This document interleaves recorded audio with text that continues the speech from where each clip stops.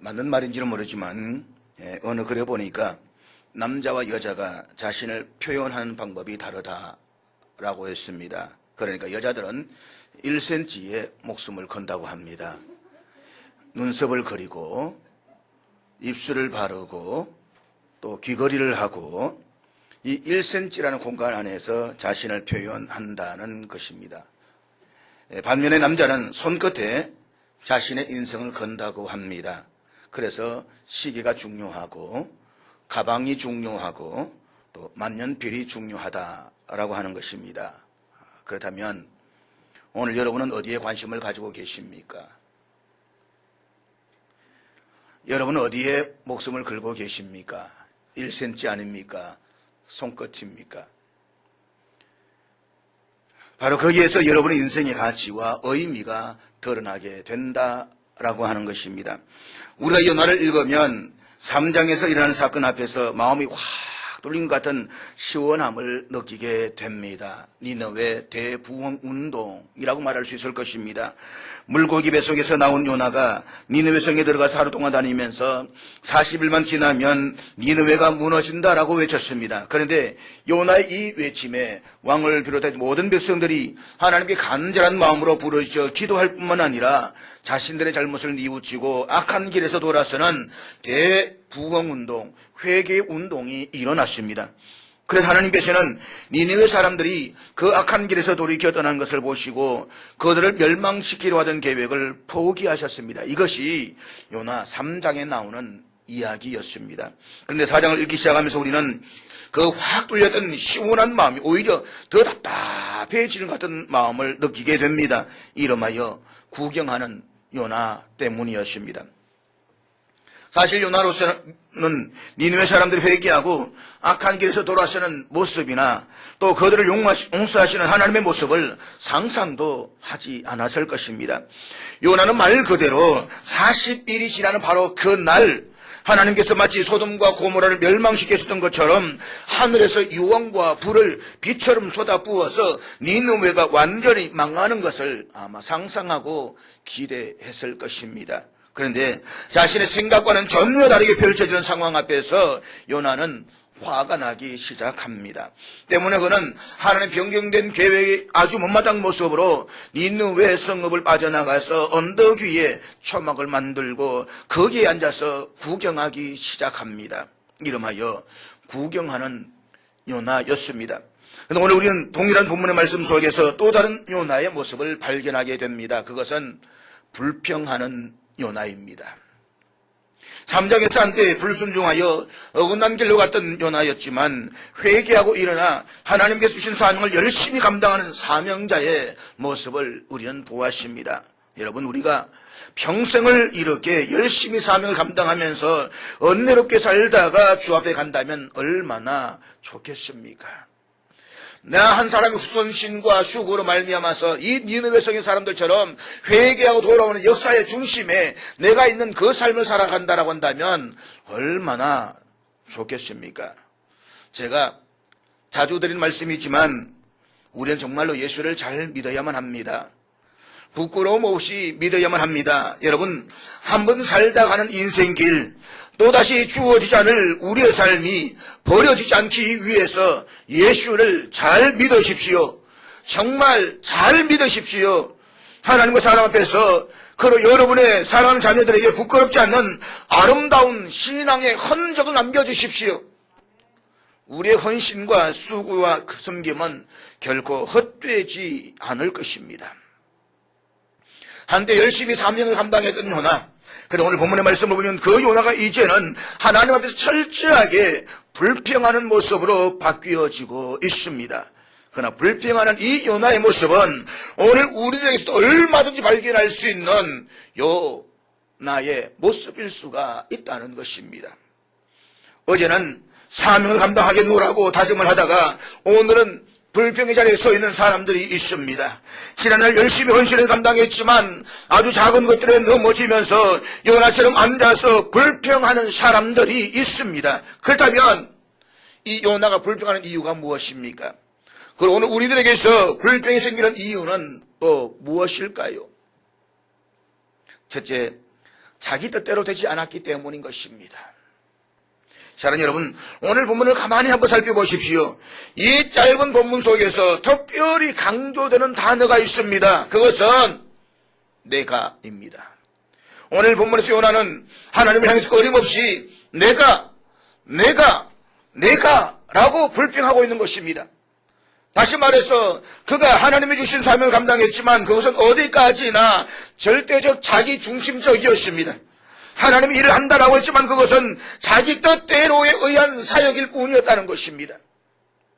3장 4절에서처럼 요나는 니느웨 성을 다니면서 40일이 지나면 니느웨가 무너진다라고 외쳤습니다. 그런데 요나는 정말로 자신의 말처럼 니느웨 성이 무너지기를 바랬습니다. 니느웨 성의 사람들이 소돔과 고모라 성 사람들처럼 다 그렇게 망하기를 원했습니다. 그것이 요나의 뜻이었습니다. 그런데 무너지지 않았습니다. 망하지도 않았습니다. 니느웨 성의 사람들이 망하기는커녕 오히려 하나님부터 은혜를 입었습니다. 이 사실이 그로 하여금 불평의 자리에 서게 만들었다는 것입니다. 한마디로 말해서 요나가 불평하게 된 가장 중요한 이유 가운데 하나는 자기 뜻대로 되어지지 않았다라고 하는 것입니다. 복음송 가운데 우리가 너무나 잘 아는 찬양이 있습니다. 주님 뜻대로 살기로 했네. 주님 뜻대로 살기로 했네.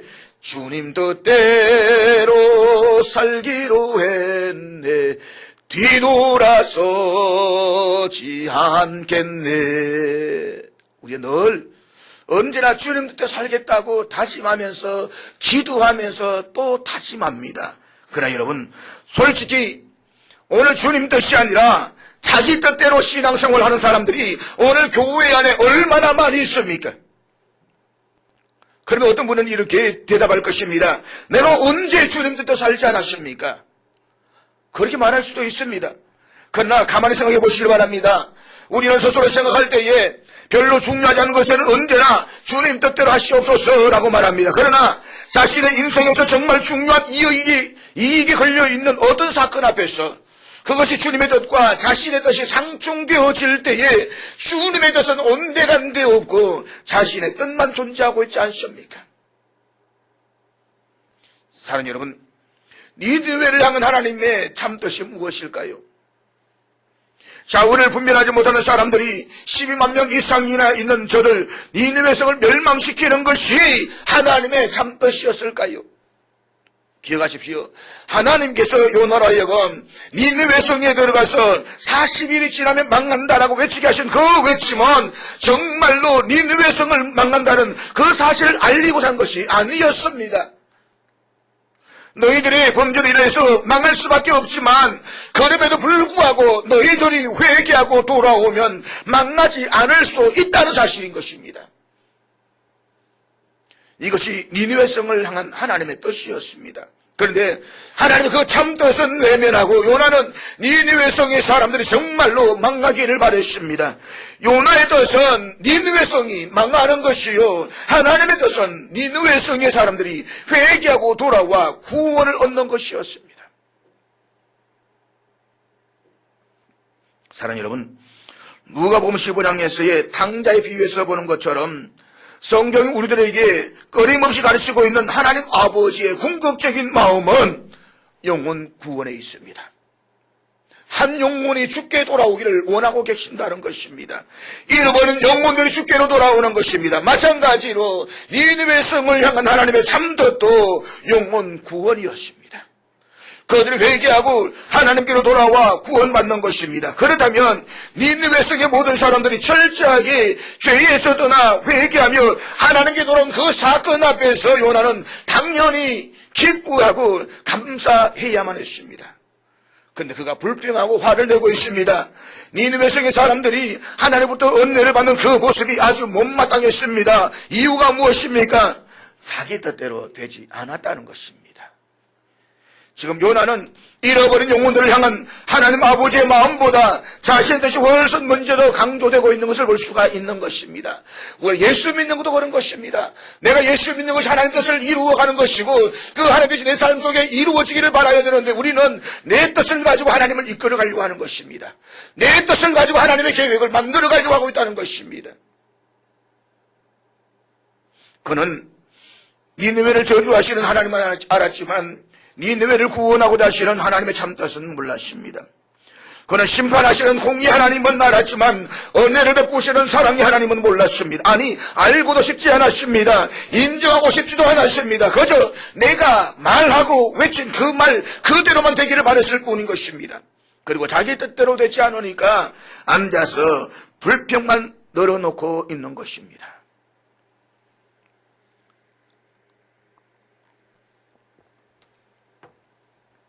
자기 뜻대로의 신앙은 오늘 현대교회 교인들에게서도 강하게 찾아볼 수가 있습니다. 여러분, 오늘 현대교회는 마치 앞으로는 더 이상 지금보다 더 좋을 것이 없을 것처럼 살아가고 있습니다. 이 세상에서 주어지는 축복을 경험하는 것보다 더 큰 즐거움이 없는 듯이 살아가고 있습니다. 사실 어느 역사만큼 오늘만큼 흥왕하고 잘 사는 시대는 없지 않습니까? 그래서 하나님의 말씀에 따른 원리대로 사는 삶이 아니라 자기 입맛대로 맞는 원리대로 살아가려고 합니다. 하나님께서 분명히 위의 것을 생각하고 땅의 것을 생각하지 말라라고 말씀을 하십니다. 그러나 우리는 지금 땅의 것만을 생각하고 위의 것은 생각하지 않습니다. 하나님께서는 분명히 그리스도와 함께 다시 살리심을 받았으면 위의 것을 찾으라고 말씀을 하십니다. 그렇지만 우리는 지금 땅에 있는 것을 더 추구하려고 애쓰고 몸부림치고 있습니다. 사랑하는 여러분, 오늘 우리들 하여금 온전한 믿음의 삶을 살지 못하게 하는 두 가지 어려움이 있습니다. 그 하나는 우리는 우리의 삶에 일하는 것들에 대해서 주장하려고 하는 주권을 절대로 포기하지 않으려고 한다는 것입니다. 내 삶의 주권이 하나님께 있음을 입술로는 고백하지만 실제로 내 삶의 현장에서는 내 삶의 주권을 절대로 포기하지 않으려고 합니다. 그래서 우리는 우리의 삶에 물질적인 축복이 임하도록 하나님 앞에 영향력을 행사하고 싶어 하는 것입니다.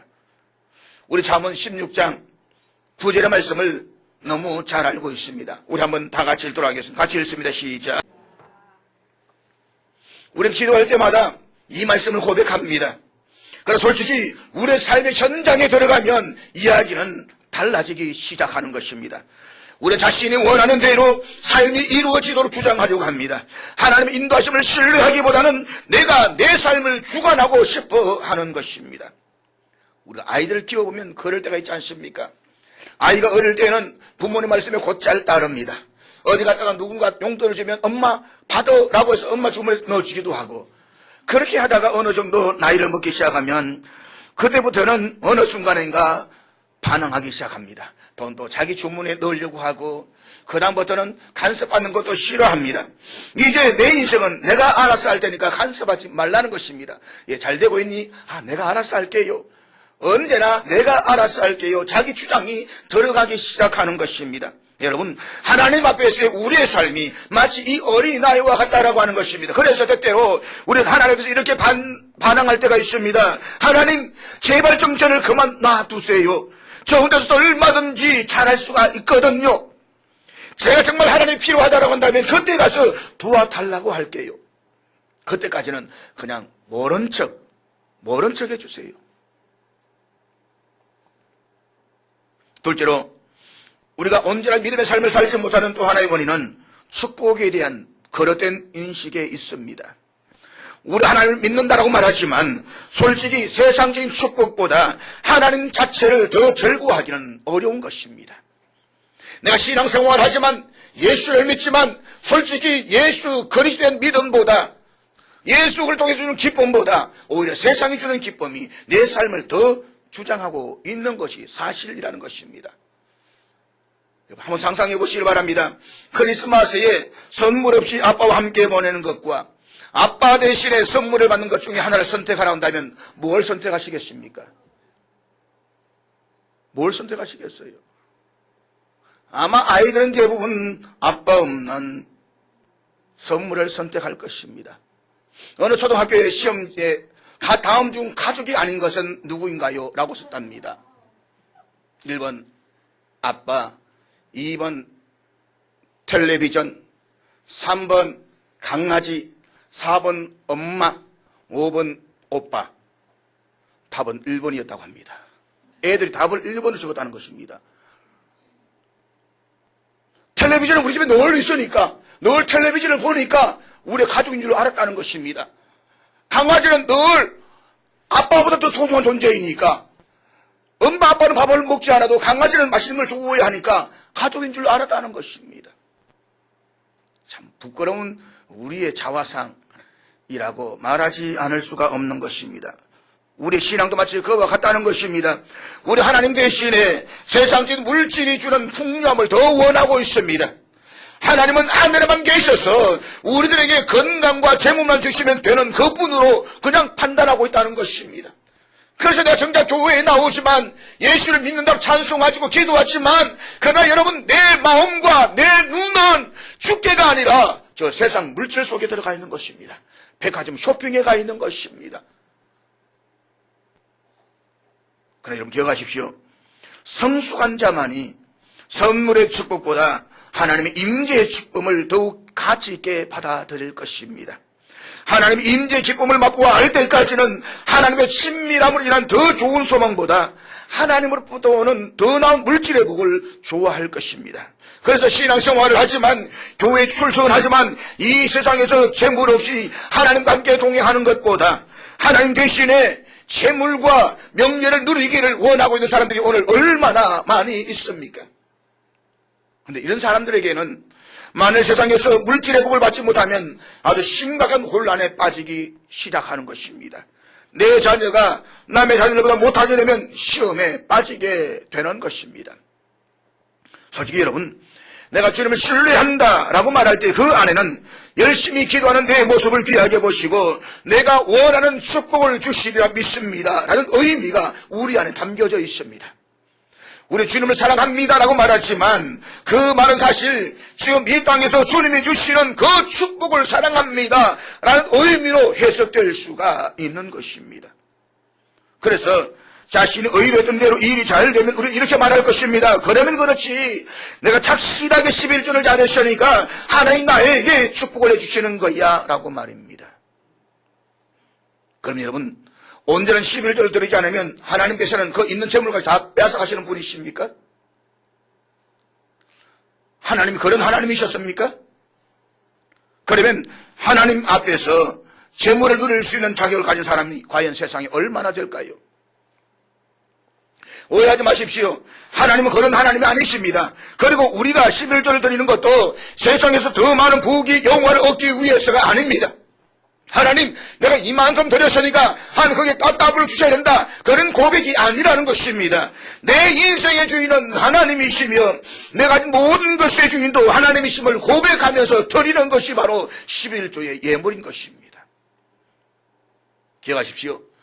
내가 지금 얼마를 드렸으니까 나에게 무엇을 주신다는 생각은 지극히 무속적인 신앙인 것입니다. 사랑하는 여러분, 오늘 현대 그리스도인들은 타락하고 값싼 은혜에 빠져 살아가고 있습니다. 가능하면 하나님의 말씀에 의지한 거룩한 법을 따라서 순종하는 삶이 아니라 그것들을 어느 정도만 흉내내고 나머지는 내가 원하는 대로 이루어지기를 생각하고 있는 것입니다. 그래서 잘 되면 자랑스럽게 느끼고 잘 안 되면 패배감을 느낍니다. 그러면서 서서히 불평하기 시작하는 것입니다. 서서히 하나님께로 멀어지기 시작하는 것입니다. 내 마음이 점점 세상 속으로 빨려 들어가는 것입니다. 그런 사람들이 오늘 얼마나 많이 있습니까? 요나가 하나님 앞에서 불평하는 이유가 무엇입니까? 둘째로 다름을 포용하고 받아들일 수 있는 마음의 여유가 없었기 때문입니다. 한마디로 말해서 요나에게서는 자신이 생각했던 것과는 다른 그 다름에 대한 포용성이 없었습니다. 포용성이란 남을 너그럽게 감싸주거나 받아들일 수 있는 마음입니다. 그러니까 어떤 상황이든지 자신의 뜻을 접고 가슴을 열고 전적으로 받아주는 그 마음이 포용성이라고 말할 수가 있습니다. 우리가 공동체 속에서 바른 신앙생활을 하기 위해서는 마음을 열고 상대를 받아들이고 하는 그런 포용적인 자세가 참으로 중요합니다. 이 포용성이 부족한 사람은 타인과의 관계가 원만하지 못합니다. 자신의 뜻과 자기 방식만을 고집하는 사람은 원만한 공동체를 이루어가지를 못합니다. 그래서 이 포용성이 약한 사람은 언제나 불평과 원만이 가득 찬 것입니다. 지금 요나에 있어서 문제는 바로 자신의 뜻을 내려놓고 다른 것을 받아들이려고 하는 이 포용성이 전혀 없었습니다. 그는 자기가 싫어하고 미워하는 원수의 나라 니느웨 사람들 그대로 망하기를 바랬습니다. 우리 가운데 보면 사명을 믿음을 온전히 감당하지 못하고 불평하고 불만에 빠진 사람들이 있습니다. 그런 사람은 그 마음에 자기 뜻과 다른 어떤 사람을 받아들이려고 하는 마음이 없는 상태인 것입니다. 아직도 내 마음 한구석에는 어떤 일에 대해서 포용하고 받아들일 수 있는 여유가 없습니다. 그래서 우리는 사명을 감당하고 싶어도 그 일 때문에 그 사람 때문에 할 수가 없는 것입니다. 그래서 그는 구형꾼의 자리에 머물러 있으면서 불평하기 시작하는 것입니다. 사랑하는 여러분, 믿음의 사람은 그렇게 살아서는 안 됩니다. 우리는 마음의 문을 활짝 열어야만 합니다. 마음의 문을 활짝 열어서 어느 누구든지 설령 그가 철천지 원수라고 할지라도 내 마음에 들어가서 평안히 쉬고 나갈 수가 있어야만 합니다. 모든 것을 받아들일 수 있는 포용성이 있어야만 합니다. 건강한 공동체 생활을 하고 세상 속에서 하나님의 영광을 드러내는 믿음의 삶을 살기 위해서는 다름을 포용성으로 받아들일 수 있는 감동을 줄 수가 있어야 되는 것입니다. 요나가 언덕에 앉아서 불평하게 된 원인이 무엇입니까? 마지막으로 그는 폐쇄적이고 편협된 신앙으로 하나님을 이해하려고 했기 때문이라는 것입니다. 그것이 바로 오늘 본문 2절 말씀인데 우리 2절 말씀 다 같이 읽도록 하겠습니다. 같이 읽습니다. 여기에 보면 요나는 하나님이 어떤 분이신가에 대해서 너무나도 잘 알고 있습니다. 하나님은 은혜로우시며 자비로우시며 노하기를 더디하시며 인내가 거시자 뜻을 돌이켜 재앙을 내리지 아니하시는 분이십니다. 그는 하나님의 속성에 관해서 너무나도 훌륭하게 알고 있습니다. 그렇지만 그는 하나님의 그 속성을 자기 중심적인 편협된 신앙 안에서만 안정시켜서 생각하려고 했습니다. 다시 말해서 요나에 있어서 하나님은 이스라엘을 위해서는 은혜로우시며 자비로우시고 인내를 더디하시는 분이셔야만 합니다. 하나님께서는 내 백성 이스라엘을 위해서는 반드시 그렇게 해 주셔야만 합니다. 그러나 원수의 나라를 위해서는 결코 그렇게 해서는 안 된다라고 생각하고 있는 것입니다. 나에게 있어서 하나님은 지극히 은혜로우시며 자비로우시며 사랑에 충만하신 분이셔야만 합니다. 그렇지만 내가 싫어하는 그 놈에게는 공의와 정의와 심판과 저주의 하나님이셔야 된다는 것입니다.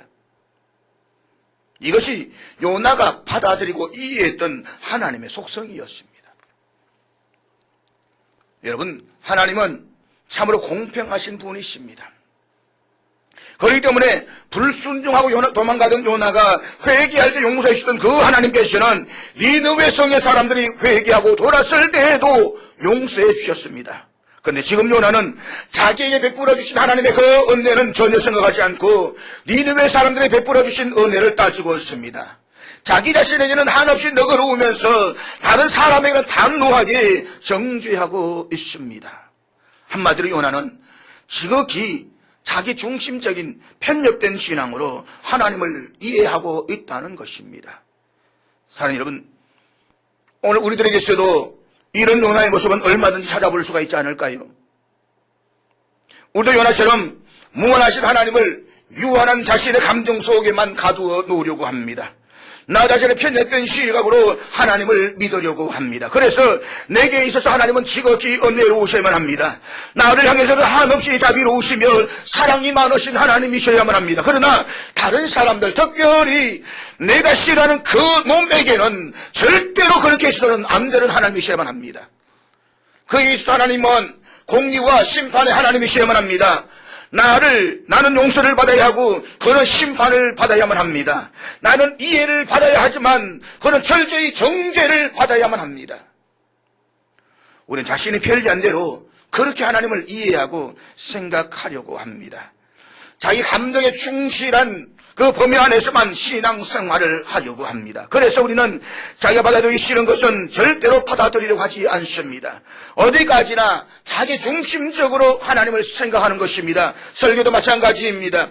내가 듣기에 좋은 것은 귀를 쫑긋 세워서 듣습니다. 그러나 내 귀에 거슬리는 내용은 철저하게 외면해버리는 것입니다.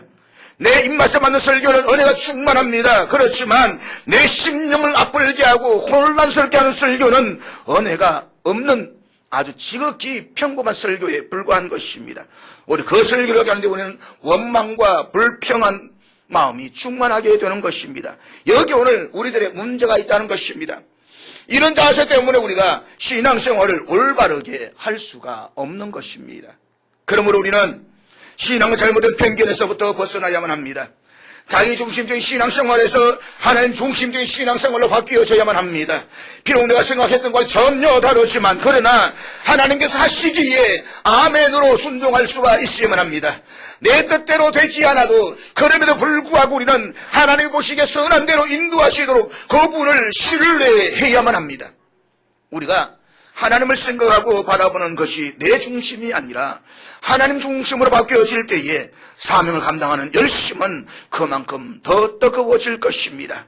그럴 때에 내가 걸어가는 믿음의 여정이 비록 악을 골짜기라고 할지라도 더 큰 기쁨을 가지고 걸어갈 수가 있는 것입니다. 기억하십시오. 끊임없이 자기 생각만을 고집하고 주장하는 사람은 하나님의 일꾼으로 세움을 받을 수가 없습니다. 하나님 말씀보다 자기 생각을 더 옳다고 주장하면서 살아가는 사람은 결코 하나님의 교회에서 일꾼으로 세움받을 수도 없습니다. 자신의 입장에서 하나님을 생각하고 자신이 만들어 온 잣대로 하나님을 바라보았던 이 요나, 그런 자기의 뜻대로 이루어지지 않으니까 자존심이 아주 상했던 것 같습니다. 하나님께서 하시는 일이 정말로 마음에 들지 않고 못마땅했던 것 같습니다. 결국 요나는 하나님 앞에서 자기의 감정을 억제하지를 못하고 폭발하고 말았습니다. 그래서 요나는 하나님 앞에 불평합니다. 본문 3절 말씀입니다. 우리 3절 다 같이 읽도록 하겠습니다. 같이 읽습니다. 시작. 한마디로 말해서 저 이방인들이 구원받아서 잘 사는 것 보느니 차라리 죽는 것이 낫다는 것입니다. 저 원수의 나라 저놈들이 잘 사는 것보다 차라리 내가 죽겠다는 것입니다. 저들에게 하나님의 영광이 임하는 것을 보느니 오히려 죽는 것이 낫다는 것입니다. 여러분, 요나는 자신의 감정을 억제하지 못하고 하나님 앞에서 죽기를 원하고 있습니다.